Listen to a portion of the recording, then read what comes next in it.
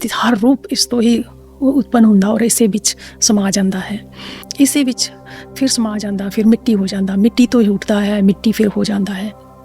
ਜਿਸ ਤਰ੍ਹਾਂ ਮਾਂ ਵੀ ਇੱਕ ਆਪਣੇ ਬੱਚਿਆਂ ਨੂੰ ਅਲੱਗ-ਅਲੱਗ ਰੂਪਾਂ ਵਿੱਚ ਜਨਮ ਦਿੰਦੀ ਹੈ, ਤੇ ਇਸੇ ਤਰ੍ਹਾਂ ਇਹ ਦੁਰਗਾ, ਇਹ ਮਾਂ, ਇਹ ਪ੍ਰਕਿਰਤੀ ਅਲੱਗ-ਅਲੱਗ ਰੂਪਾਂ ਵਿੱਚ ਜਨਮ ਦਿੰਦੀ ਹੈ। ਇਸੇ ਤਰ੍ਹਾਂ ਸਾਡੇ ਬਾਬਾ ਬੁੱਲੇ ਸ਼ਾਹ ਆਪਣੀ ਕਵਿਤਾ ਦੇ ਜ਼ਰੀਏ ਸਾਨੂੰ ਇਸ ਮਿੱਟੀ ਦੀ ਕਦਰ ਸਮਝਾ ਰਹੇ ਨੇ, ਇਸ ਮਿੱਟੀ ਦਾ ਰੂਪ ਸਮਝਾ ਰਹੇ ਨੇ, ਇਸ ਪ੍ਰਕਿਰਤੀ ਦਾ, ਇਸ ਮਾਤਾ ਦਾ ਰੂਪ ਸਮਝਾ ਰਹੇ ਨੇ ਕਿ ਮੌਲਾ ਆਦਮੀ ਬਣਾਇਆ ਏ, ਮਾਟੀ ਵਿੱਚੋਂ ਹੀਰਾ ਲੱਦਾ, ਆਪੇ ਆਹੋ ਆਪੇ ਚੀਤਾ, ਆਪੇ ਮਾਰਨ ਧਾਇਆ, ਆਪੇ ਸਾਹਿਬ ਆਪੇ ਵਰਦਾ, ਆਪੇ ਮੌਲਾ ਬਕਾਇਆ, ਮੌਲਾ ਆਦਮੀ ਬਣਾਇਆ। ਬਾਬਾ ਬੁੱਲੇ ਸ਼ਾਹ ਕਹਿ ਰਹੇ ਨੇ ਕਿ ਮੌਲਾ ਆਦਮੀ ਬਣਾਇਆ ਹੈ, ਕਿ ਉਹ ਮੌਲਾ ਆਪੇ ਇਸ ਮਿੱਟੀ ਦੇ ਰੂਪ ਵਿੱਚ ਇਨਸਾਨ ਬਣ ਕੇ ਆ ਗਿਆ ਹੈ, ਆਦਮੀ ਬਣ ਕੇ ਆ ਗਿਆ ਹੈ। ਇਸੇ ਮਿੱਟੀ ਵਿੱਚ ਸਾਹ ਆ ਗਏ ਨੇ, ਇਸੇ ਮਿੱਟੀ ਵਿੱਚ ਜਦੋਂ ਜਾਨ ਆ ਜਾਂਦੀ ਹੈ ਕਿ ਉਹ ਆਦਮੀ ਬਣ ਕੇ ਵਹੀ ਮੌਲਾ ਆ ਗਿਆ। ਇਸ ਰੂਪ ਵਿੱਚ ਇੱਕ ਰੂਪ ਸਮਝਾ ਰਹੇ ਨੇ ਸਾਨੂੰ ਕੀ ਬਣ ਕੇ ਆ ਗਏ ਨੇ, ਮਿੱਟੀ ਵਿੱਚੋਂ ਹੀਰਾ ਲੱਦਾ, ਕਿ ਇਸੇ ਮਿੱਟੀ ਵਿੱਚੋਂ ਅਸੀਂ ਹੀਰਾ ਲੱਭ ਲਿਆ ਹੈ। ਆਤਮਾ ਰੂਪੀ ਹੀਰਾ, ਚੇਤਨਾ ਰੂਪੀ ਹੀਰਾ, ਬ੍ਰਹਮ ਰੂਪੀ ਹੀਰਾ ਕਿ ਅਸੀਂ ਲੱਭ ਲਿਆ, ਸ਼ਿਵ ਰੂਪੀ ਹੀਰਾ ਕਿ ਅਸੀਂ ਲੱਭ ਲਿਆ, ਕਿ ਉਹੀ ਮੌਲਾ ਇਸ ਆਦਮੀ ਦੇ ਰੂਪ ਵਿੱਚ ਬਣ ਕੇ ਆ ਗਿਆ। ਇਹੀ ਮਿੱਟੀ ਉੱਠ ਕੇ ਖੜੀ ਹੋ ਗਈ ਹੈ ਜੋ ਮੌਲਾ ਦੇ ਰੂਪ ਵਿੱਚ, ਆਦਮੀ ਦੇ ਰੂਪ ਵਿੱਚ ਮੌਲਾ ਬਣ ਕੇ ਆ ਗਈ ਹੈ। ਕਿ ਇਸੇ ਸਰੀਰ ਦੇ ਵਿੱਚੋਂ, ਇਸੇ ਮਿੱਟੀ ਦੇ ਵਿੱਚੋਂ ਅਸੀਂ ਹੀਰਾ ਲੱਭ ਲਿਆ, ਹੀਰਾ ਲੱਭ ਲਿਆ। ਕਿ ਆਪੀ ਉਹ ਸ਼ਿਕਾਰੀ ਹੈ, ਆਪੀ ਸ਼ਿਕਾਰ ਹੈ, ਆਪੇ ਮਾਰਨ ਦਾ ਹੈ, ਕਿ ਆਪੀ ਉਹ ਮਾਰਦਾ ਹੈ ਔਰ ਆਪੀ ਫਿਰ ਜਿੰਦਾ ਕਰ ਦਿੰਦਾ ਹੈ। ਆਪੀ ਵਿਕ ਜਾਂਦਾ ਹੈ, ਆਪੀ ਖਰੀਦ ਲੈਂਦਾ ਹੈ, ਆਪੇ ਮੌਲਾ ਬਕਾਇਆ, ਮੌਲਾ ਆਦਮੀ ਬਣਾਇਆ।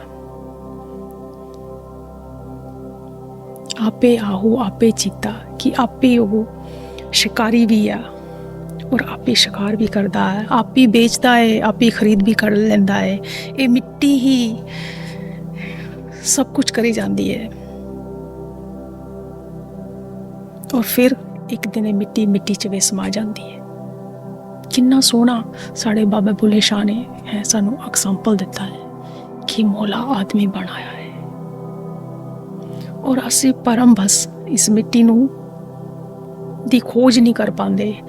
ਅਗਿਆਨਤਾ ਬਸ ਅਸੀਂ ਜਾਣ ਨਹੀਂ ਪਾਉਂਦੇ ਕਿ ਸ਼ਿਕਾਰੀ ਕੌਣ ਹੈ, ਸ਼ਿਕਾਰ ਕੌਣ ਹੈ, ਮਾਰਦਾ ਕੌਣ ਹੈ, ਜਿੰਦਾ ਕੌਣ ਕਰਦਾ। ਫਿਰ ਅਸੀਂ ਅਗਿਆਨਤਾ ਬਸ ਇਸ ਹੀਰੇ ਨੂੰ ਦੀ ਪਰਖ ਨਹੀਂ ਕਰ ਪਾਉਂਦੇ।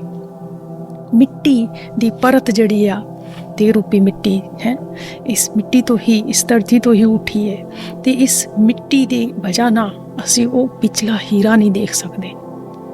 ਅਗਿਆਨਤਾ ਬਸ ਕਿ ਅਸੀਂ ਲੱਭ ਲਿਆ ਹੈ ਮਾਟੀ ਵਿੱਚੋਂ ਹੀਰਾ ਲੱਦਾ, ਕਿ ਮੈਂ ਮਿੱਟੀ ਵਿੱਚੋਂ ਹੀਰਾ ਲੱਭ ਲਿਆ ਔਰ ਸਾਨੂੰ ਵੀ ਇਸ਼ਾਰਾ ਕਰ ਰਹੇ ਨੇ ਕਿ ਤੁਸੀਂ ਵੀ ਲੱਭ ਸਕਦੇ ਹੋ। ਇਸੇ ਲਈ ਉਹਨਾਂ ਦਾ ਮਕਸਦ ਸੀ ਇਹ ਸੁਣਾਉਣ ਦਾ, ਲਿਖਣ ਦਾ, ਸੁਣਾਉਣ ਦਾ, ਦੂਸਰਿਆਂ ਤੱਕ ਪਹੁੰਚਾਉਣੇ ਦਾ, ਕਿ ਇਹ ਮਿੱਟੀ ਹੀ ਖੁਦ ਹੀ ਸ਼ਿਕਾਰ ਵੀ ਕਰ ਲੈਂਦੀ ਤੁਹਾਡਾ ਔਰ ਸ਼ਿਕਾਰੀ ਵੀ ਇਹੀ ਆ। ਔਰ ਤੁਸੀਂ ਸਾਰੀ ਜ਼ਿੰਦਗੀ ਇਸ ਰਾਜ ਨੂੰ ਨਹੀਂ ਜਾਣ ਪਾਉਂਦੇ ਕਿ ਸਾਨੂੰ ਕੌਣ ਸ਼ਿਕਾਰੀ ਬਣਾ ਲੈਂਦਾ ਹੈ ਔਰ ਕੌਣ ਸਾਨੂੰ ਬਕਾ ਦਿੰਦਾ ਹੈ ਇਸ ਦੁਨੀਆ ਅੱਗੇ। ਅਸੀਂ ਵਿਕਦੇ ਫਿਰਦੇ ਹਾਂ ਜਗ੍ਹਾ ਜਗ੍ਹਾ ਤੇ, ਚੰਦ ਪੈਸੇ ਵਾਲੇ ਅਸੀਂ ਵਿਕ ਜਾਂਦੇ ਹਾਂ। ਥੋੜੀ ਜਿਹੀ ਚਮਕ ਦੇਖ ਕੇ ਅਸੀਂ ਪਿਘਲ ਜਾਂਦੇ ਹਾਂ ਔਰ ਆਪਣੇ ਆਪ ਨੂੰ ਵੇਚ ਦਿੰਦੇ ਹਾਂ। ਉਹੀ ਮੌਲਾ ਹੀ ਤੁਹਾਨੂੰ ਮੋਹ ਕਰਕੇ ਵੇਚ ਲੈਂਦਾ, ਵਿਕਣੇ ਤੇ ਮਜਬੂਰ ਕਰ ਦਿੰਦਾ ਹੈ।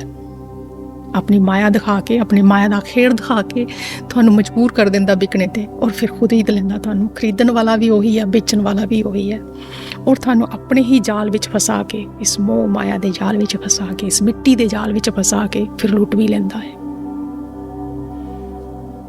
ਕੈਦੀ ਬਣਾ ਦਿੰਦਾ ਹੈ। ਕਿੰਨਾ ਸੋਹਣਾ ਸਾਨੂੰ ਉਹਨਾਂ ਨੇ ਸਮਝਾਇਆ ਹੈ। ਇਹ ਸਭ ਨਹੀਂ ਸਮਝ ਸਕਦੇ ਇਹਨਾਂ ਗੱਲਾਂ ਨੂੰ। ਫਿਰ ਗੱਲ ਹੀ ਕੁਛ ਹੋ ਜਾਵੇ, ਹੋਰ ਹੋ ਜਾਵੇ ਜੇ ਦੁਨੀਆ ਸਮਝਣ ਲੱਗ ਜਾਵੇ ਉਹਨਾਂ ਦੀਆਂ ਗੱਲਾਂ ਨੂੰ। ਇੰਨੀ ਗਹਿਰਾਈ 'ਚ ਉਹਨਾਂ ਦੀਆਂ ਕਵਿਤਾਵਾਂ ਵਿੱਚ, ਉਹਨਾਂ ਦੀ ਬਾਣੀ ਵਿੱਚ ਜਾ ਸਕਣ ਤਹਿਤ ਕੱਢ ਕੇ, ਤੇ ਦੁਨੀਆ ਬਦਲਦੀ ਟਾਈਮ ਨਹੀਂ ਲੱਗੇਗਾ। ਉਹੀ ਮਾਲਕ ਹੈ, ਉਹੀ ਗੁਲਾਮ ਹੈ।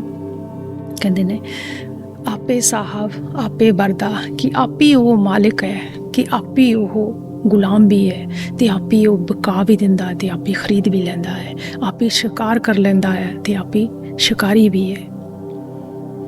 ਔਰ ਅਸੀਂ ਇਸ ਮਿੱਟੀ ਦੇ ਪਰਤ ਦੀ ਵਜ੍ਹਾ ਨਾਲ ਉਸ ਰਾਜ ਨੂੰ ਜਾਣ ਨਹੀਂ ਪਾਉਂਦੇ।